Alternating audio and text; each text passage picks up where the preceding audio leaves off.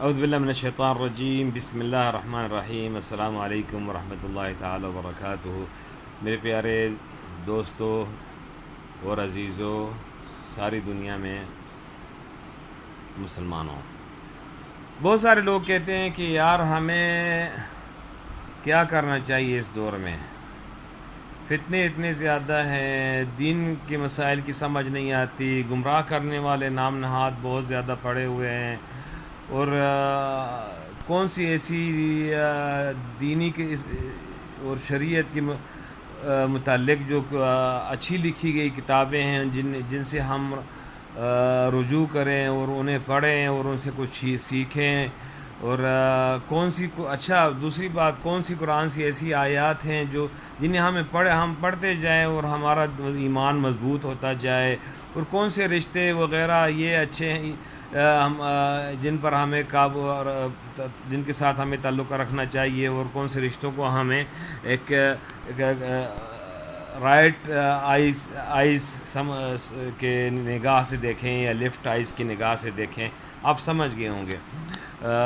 میں ایک بات بتانا چاہتا ہوں، دیکھیں، دین اسلامی جو ہمارا دین ہے، اسلام ہے، وہ پیسفل ہے، اور اللہ تعالیٰ نے آخر الادیان، لاسٹ اینڈ لیٹسٹ، کوئی اس کے بعد نہیں ہے، اور ہمارے نبی کریم صلی اللہ علیہ وسلم جن کی بشارت ہم سابق انبیاء بھی دیتے رہے کہ وہ آنے والے ہیں اور وہ آخر الانبیاء ہوں گے، ان کے بعد کوئی بھی نہیں ہوگا، ناممکن ہے، وہی منقطع ہو جائے گی ان کے بعد۔ تو نبوت اور رسالت کا مسئلہ یہاں پہ ختم ہے، اس پہ بحث کرنی نہیں چاہیے کہ محمد ابن عبداللہ صلی اللہ علیہ وسلم آخر الانبیاء والمرسلین ہیں، بس یہاں پہ آپ رک جایا کریں، آگے نہ جائیں، آگے خطرہ ہے، ٹھیک ہے نا۔ تو دوسری بات، دین پر قابو رکھنا اور دین اسلام پر عمل کرنا کیسے کیا جائے، یہ ضروری نہیں ہے کہ آپ دو آیتیں پکڑ کے پڑھ لیں، ان کو زبانی یاد کریں کہ آپ کا عالم دین ہو جائیں گے، اور کوئی ایسی کتاب ہی نہیں لکھی گئی جو مخصوص ایک آپ کا نظام چلائے۔ سب سے پہلے ہمارے پاس پرنسپلز ہوتے ہیں، ہمارے قرآن کریم مکمل نازل ہو چکا ہے، اس میں کوئی رد و بدل کے چانسز ہی نہیں ہیں، کوئی گنجائش نہیں ہے۔ اس کو سمجھنے کی بھی ہمارے پاس، ہم خود اپنی کوشش نہیں کریں گے اپنی مرضی کے مطابق۔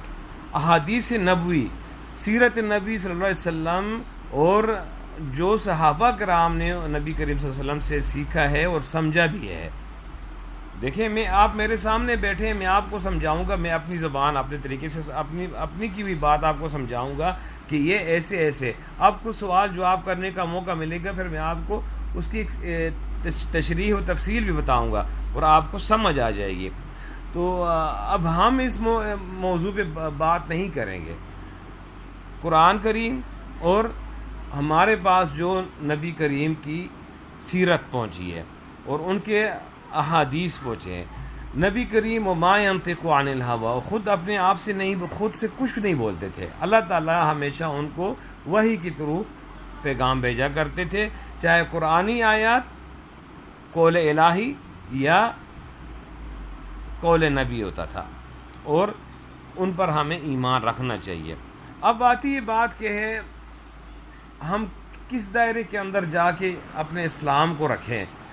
دائرہ وہی میں بتاتا ہوں پھر آپ کو کہ جس دائرے کے اندر رسول اللہ صلی اللہ علیہ وسلم اور ان کے صحابہ کرام اور ان کے شاگرد یا تابعین جو چلے ہیں، ہمارے پاس ایک معیار ہوتا ہے، جس کو کہتے ہیں نا میئرمنٹ ہوتا ہے یا اسکیل ہوتا ہے، میزان ہوتا ہے کسی چیز کو ماپنے کے لیے۔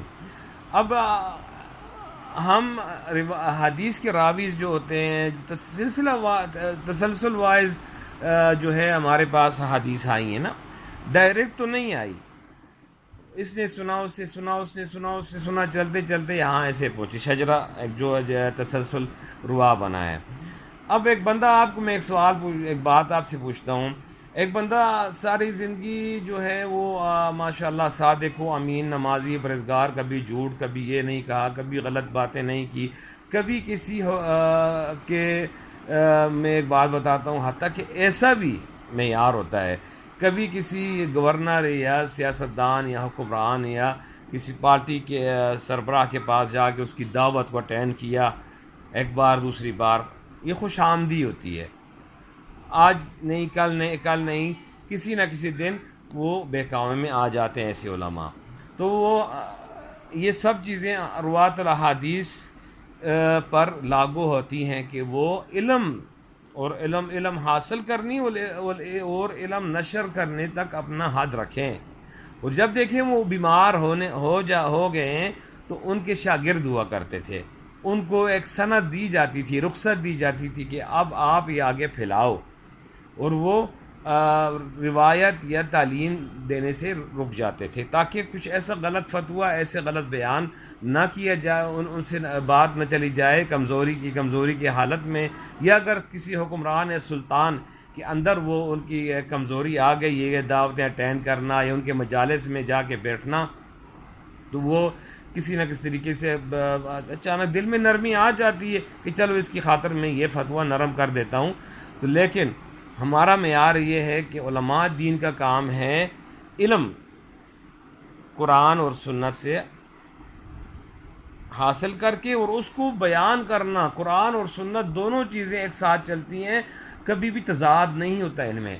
اگر اس قرآن میں آپ کو ایک مسئلے کا حل تفصیل نہیں مل رہی تو وہ احادیث نبوی میں آپ کو مل جائیں گی، اور ہمارے پاس صحیح بخاری اور صحیح مسلم میں جو روات ہیں، سب کے سب جو ہیں ماشاء اللہ آپ کے 99% وہ روات جو تھے ایک صادق و امین تھے، مخلص تھے، اور سب سے زیادہ آپ کو کوئی پتہ ہے کہ احادیث نبویہ یا نبی کریم سے احادیث کی روایت کس نے کی ہے، چاہے بھی ام المؤمنین عائشہ یا ابو ہریرہ رضی اللہ تعالی عنہ یا دوسرے صحابی بھی ہیں، ان پر بھی کوئی انگلی نہیں اٹھا سکتا معاذ اللہ۔ تو اب میں آتا ہوں، آپ کو ایک بات بتاتا ہوں کہ ہم نے جب قرآن کو پڑھنا ہے، قرآن کو پڑھنے کے لیے ہمارے پاس ایک ضروری معیاری چیزیں ہوتی، ٹولز ہونی چاہیے۔ وہ سب سے پہلا ٹولز اس کا یہ ہے کہ آپ قرآن کے حروف جو ہیں، حروف عربیہ کو اچھی طریقے سے بولنا سیکھیں، اور ہر حرف کو اس کے اپنی جگہ پہ لگائیں اور اس کی جگہ سے نکالیں، تاکہ معنی جو ہے مشرق سے مغرب نہ چلا جائے، اور جنت والا معنی جو ہے جہنم کی طرف نہ بن جائے، ٹھیک ہے نا۔ اب میں ایک مثال دیتا ہوں، صاد کی جو بین نقطے والی ہے، ضاد جو ایسے لکھی جاتی ہے، ٹھیک ہے نا۔ دوسری وا جو پا کی طوطے والی جو ہے، پا نقطے والی وا ہوتی ہے۔ اب ہم کہتے ہیں ولضالین، یعنی جو بٹکے ہوئے۔ اب جب میں کہوں گا ولضالین یعنی جو کسی سائے کے نیچے نے، اب میں کہتا ہوں ضلع یعنی بھٹک گیا، ضلع یعنی اپنے سر کے اوپر سایہ لیا، اور بہت دیکھیں کتنا بڑا فرق آتا ہے، ٹھیک ہے نا۔ اب بعض لوگ یہاں پہ جیسے اذان دیتے ہیں، اشہد ان لا الہ الا اللہ اشہد ان محمدن، کچھ پاکستان میں مؤذنین ہیں، ٹھیک ہے لینگویج نہیں ہے لیکن کوشش کرنی چاہیے، جب آپ گلا صاف کرتے ہیں یا کچھ غرارے کرتے ہیں جو بھی ہے، وہ آپ کے ہا بھی اور خا بھی اچھی طریقے سے نکلتی ہے۔ اب یہاں پہ کچھ پھنسے کہتے ہیں، اگر گلے کے اوپر والے ایسے میں کچھ کرتے ہیں، خواب کی نکلتی ہے۔ تو جب آپ کہتے ہیں محمد میں یہ بات میں بتاتا ہوں، توبہ استغفار کریں۔ محمد جو کیا مطلب ہوتا ہے، جو بالکل دھوت ہوتا ہے، نیند کے آغوش میں چلا جاتا ہے، اس کو کچھ ہوش بھی نہیں ہوتا۔ محمد جو ہوتا ہے جو حمد و ثنا سے اس کا رابطہ ہوگا، اس کا معنی نکالا گیا ہے۔ اچھا، الصلاۃ خیر مؤذنین کہتے ہیں، تو جو لفظ ہے کچھ خیرن کہتے ہیں، خیر اور حیر میں دونوں میں فرق ہے، اور دونوں مشرق اور مغرب کی طرف چلی جاتی ہیں۔ تو میں اس لیے کہتا ہوں کہ ہمیں قرآن پڑھنے کے لیے سب سے بڑی کوشش کرنی چاہیے۔ ہماری دائرۃ المعارف پاکستانیہ جو ہے منسٹری آف ایجوکیشن میں ماشاء اللہ ابھی تو خیر اسلامک کورس بھی ڈال دیا گیا ہے، حروف تہجی کو، عربی حروف تہجی جو ہماری بیس ہے نا، وہ فارسی والے حروف تو بعد میں آئے ہیں، مسلمان کے لیے عربی ضروری ہے، تو اس کو صحیح طریقے سے سکھایا جائے، سیکھا جائے، کون سا حرف، لیٹر جس کو کہتے ہیں، کہاں سے نکلتا ہے۔ یقین کریں کہ آپ کو یہ سمجھنا ضروری ہے آپ کے لیے، اور یہ نہ کہیں کہ یار ہمیں نہیں پتہ تو اللہ نہیں، حجت نہیں ہو سکتی۔ اب میڈیا کا دور ہے، آپ کو تلاش کرنا چاہیے۔ سلمان الفارسی رضی اللہ تعالی عنہ نے دیکھیں اسلام خاطر کہاں سے کہاں کیا سٹرگل کی ہے اس دور میں۔ اب تو میڈیا اوپن ہے، آپ جب سرچ کرتے ہیں جی فلاں کرکٹر کا، فلاں پتہ نہیں ٹک ٹاکر کی ویڈیو مجھے چاہیے، آپ اس کے ریسرچ کرنا چاہتے ہیں، اس کی کاپی کرنا چاہتے ہیں، کر رہے ہیں نا، پھر حجت میں قائم ہو گئی آپ کے اوپر کہ آپ اپنے دین کے متعلق بھی ریسرچ کریں، اور نام نہاد علماء کے پیچھے نہ چلیں جو آپ کو بتائیں کہ یہ فتویٰ اس طریقے سے یقین کریں کہ 99 مسائل اور فتاوی جو دی جاتے ہیں عام مساجد میں حق سے بالا تر ہوتے ہیں۔ کئی ایسے گرانے برباد ہو گئے ہیں طلاق کے مسائل میں، خلا کے مسائل میں، حلالہ کے مسائل جو پیش کیے جاتے ہیں، اچھا روزہ و زکوٰۃ و حج کے معاملات میں بھی ہو جاتے ہیں، محرم غیر محرم کے معاملات میں بھی ہو جاتے ہیں۔ یقین کریں میری زندگی کی میں ایک خلاصہ بتا رہا ہوں کہ اللہ کا شکر ہے کہ دین اسلام کی جو دروازے ہیں توبہ کرنے کے بہت بڑے ہیں، جب تک سورج مغرب سے نہیں نکلتا، لیکن ہمیں اس چیز کا انتظار نہیں کرنا چاہیے۔ دوسری مین بات دوسری میں آپ کو بتاتا ہوں، سوشل میڈیا کے اوپر گناہ بھرا ہوا ہے، ٹک ٹاک کے اوپر، اسنیک کے اوپر، یوٹیوب کے اوپر، فیس بک کے اوپر، وغیرہ وغیرہ وغیرہ جو بھی پلیٹ فارم ہوتے ہیں۔ آپ جہنم کے دروازوں میں سے ایک دروازہ نہ بنیں، آپ جہنم کے دروازوں میں سے ایک دروازہ نہ بنیں، خود بھی اور اپنے گھر والوں کو اور بچوں کو اور آنے والے نسلوں کو بھی بتا دیں۔ ہمارے ہاں تو لوگ کہتے ہیں نا کہ ہمارے باپ دادا ایسے کیا کرتے تھے۔ اپنے دین کو یہ سمجھیں کہ آپ کا لباس ہے، اتر گیا تو آپ بے عزت ہو گئے، دنیا میں بے عزتی کا مزہ تو مل ہی جائے گا آپ کو اور تماشا ہی بن جائیں گے، لیکن آخرت میں یقین کریں وہ بہت بڑے عذاب ہوتے ہیں، ہم نہیں برداشت کر سکتے۔ تو دنیا کی لالچ کی خاطر، پیسے کی لالچ کی خاطر ایسے مواد نہ اپلوڈ کریں۔ اب پازیٹیو چیزیں میٹیریل اپلوڈ بنائیں، بے شک مرد حضرات بنائیں، عورتوں کے پاس اگر اچھی چیز ہے، بچوں کی تربیت، دیکھیں عورت ایک مدرسہ ہوتا ہے، اگر اچھے طریقے سے چلی تو وہ آگے سے نسلیں اچھی بناتی ہے، اگر خراب ہوئی تو نسل کی نسلیں برباد ہو جاتی ہیں۔ امپائرز اچھی عورت کے سر پر قائم کی جاتی ہیں۔ تو یہ میرا آپ ایک علم و تجربے کی بات میں آپ کو دے رہا ہوں۔ آئیں سیکھیں قرآن، اچھے طریقے سے پڑھنا سیکھیں، آئیں سیکھیں نبی کریم کی بات، احادیث، ہمارے بنیادی مسائل، ہمارے دین کے 5 پلر ہیں، ان پر عبور حاصل کریں، اپنے عقیدہ جو ہے ہمارا اس کو اللہ تعالیٰ کے ساتھ کنیکٹ کریں، اور جتنا ہو سکتا ہے بدعتوں سے اور گناہوں سے دور اور پاک ہو جائیں۔ یہ دعا کریں کہ اللہ ہمیں ایک نیک بندہ بنا۔ تو آخر میں نہیں، لیکن یہ میرے اب کے لیے آخری جو کچھ باتیں الفاظ بتاؤں گا کہ ہمیشہ استغفار استغفار استغفار یہ ساتھ میں رکھیں. غریب آدمی اگر ہے تو یہ مطلب نہیں ہے کہ اس کی ویلیو نہیں ہے. اگر وہ اللہ تعالیٰ کے ساتھ جڑا ہوا ہے تو اس کی ویلیو بہت ہی بڑی ویلیو ہے. وہ سمجھیں کہ دونوں جہانوں کا امیر ترین انسان ہے. اور ہمیشہ رکھیں اپنے اور اپنے رب کے درمیان ایک راز جو صرف اور صرف آپ کو اور اللہ تعالیٰ کو پتہ ہو. دنیا والوں کو نہیں پتہ ہونا چاہیے. دنیا والوں کو خوش کرنے کا تو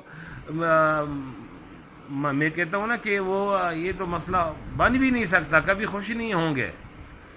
لیکن وہ راز وہ ایسا ہو جو صرف آپ کا رب جانتا ہو, وہ راز آپ کا اللہ اور اللہ تعالیٰ کے درمیان قیامت کے دن آپ کے لیے اچھا ثابت ہوگا, کیونکہ آپ نے وہ اللہ تعالیٰ کے ساتھ اس کو راز رکھا ہوا تھا. اور وہ ہے آپ کی رات کی عبادتیں. 2 آیتیں آپ رات کو اللہ تعالیٰ کی ڈر سے پڑھیں تو یقین کریں وہ آپ کے لیے قیامت کے دن بڑا پازیٹیو اسٹینڈ لے کر آئیں گی. دوسری بات یہ ہے کہ دنیا والے کبھی خوش نہیں ہوتے, کبھی خوش نہیں کر سکتے آپ ان کو, بالکل یہ بہت مشکل ہے. تو دنیا والوں کو خوش کرنا بھول جائیں. آپ کا ضمیر کس کے ہاتھ میں ہے, آپ کس کی پراپرٹی ہیں؟ آپ اللہ تعالیٰ کی پراپرٹی ہیں, ٹھیک ہے نا. اب یہ جو ایک موبائل ہے یہ کہ ہواوے والوں کا ہے, اس کی میں کاپی کر کے ہواوے بنا کر مارکیٹ میں نہیں ڈال سکتا نا, کاپی رائٹ کی ایشو آ جاتے ہیں. تو آپ بھی اللہ تعالیٰ کی پراپرٹی ہیں, آپ کو اپنا خیال رکھنا چاہیے اور اپنی دل کا اور ایمان کا اور جسم کا بھی, اور دوسروں پر بھی رحم کریں. جو آپ سے عمر میں چھوٹے ہیں ان پر شفقت, جو بڑے ہیں ان کا احترام کریں, جو ہم زلف ہیں ان کو ساتھ لے کے چلیں, سیکھیں. ہمیشہ اچھے لوگوں کا مجالسہ کیا کریں. اگر آپ برے بھی ہیں تو لوگ کہیں گے اچھا ہے, ایک نہ ایک دن آپ کو بھی ان کی خوشبو مل جائے گی. وقت نہ ضائع کریں, وقت بہت شارٹ ہے اور وقت اللہ تعالیٰ کے حکم کے مطابق بہت شارٹ ہے. اور یہ نہ سمجھے کہ آج ہے کل نہیں. آپ کو نہیں پتہ کہ آنے والے لمحے میں کیا ہونے والا ہے. تو توبہ اور استغفار یہ 2 ضروری چیزیں ہیں, ہر وقت ہر لمحہ ہمارے ساتھ ہونی چاہیے. میں آپ کو گائیڈ کروں گا. میں بڑے عرصے سے کوشش کر رہا تھا کہ دور رہوں, اسلامک ڈسکشن, لوگوں کو اسلامی اسٹڈیز کے متعلق کچھ میں نہیں کہتا گائیڈ کروں, ٹیچ کروں, بتاؤں,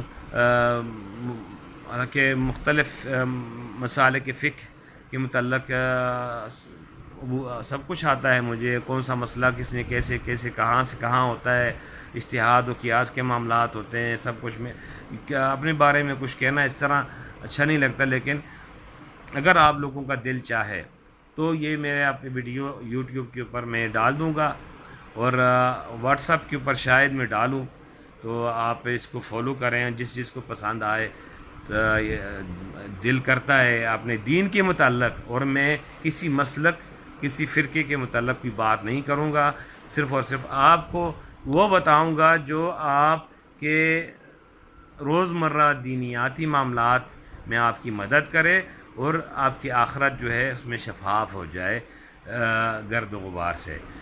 اس کے ساتھ ساتھ اپنا بہت بہت خیال رکھیے گا, اور مجھے اور سب مسلمانوں کو اچھی اور نیک دعاؤں میں یاد رکھیے گا. اللہ تعالی ہم سب کا حامی و ناصر والا. اللہ تعالی ہمارے اس پیارے وطن کی حفاظت کرے. پاکستان زندہ باد.